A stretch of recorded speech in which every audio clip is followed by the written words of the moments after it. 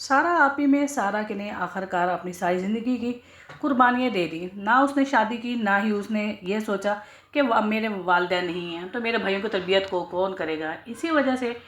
سارا آپی نے اپنے تینوں بھائیوں کی اچھی پرورش کے بعد نہ صرف کی بلکہ تینوں کو علیحدہ علیحدہ سے ایک مارٹ بھی انہیں دے دیا اور تینوں کو اس مارٹ کا آنر قرار کر دیا۔ مگر وہ اس مارٹ کے تینوں بھائی علیحدہ علیحدہ سے آنر تو تھے، سارا ہولڈ اپنے اپنے مارٹ کا تینوں بھائیوں کو پاس تھا، مگر ان تینوں بھائی کے اوپر ان کی بہن سارا تھی جس کے پاس پورے مارٹ کا ہولڈ۔ اس وجہ سے جو کارڈ یوز کرتے تھے وہ اپنی آپی کی اجازت کے بغیر سے نہیں کرتے تھے، اور ہمنا جو عثمان کی بیوی تھی اسے اس بات کا غصہ تھا۔ اس نے تینوں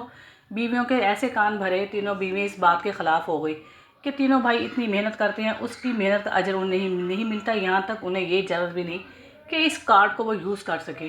اس لیے ہم نے تینوں بھائیوں کو نہ صرف بلکہ ان کی بیویوں کے بھی کان بھر دیے۔ مگر ہانیہ جو برہان کی بیوی تھی اس نے اپنے شوہر سے صاف کہہ دیا کہ جس صف میں آپی کھڑی ہوگی اسی صف میں تم مجھے پاؤ گے، میں سارا آپی کے خلاف بالکل نہیں جاؤں گی۔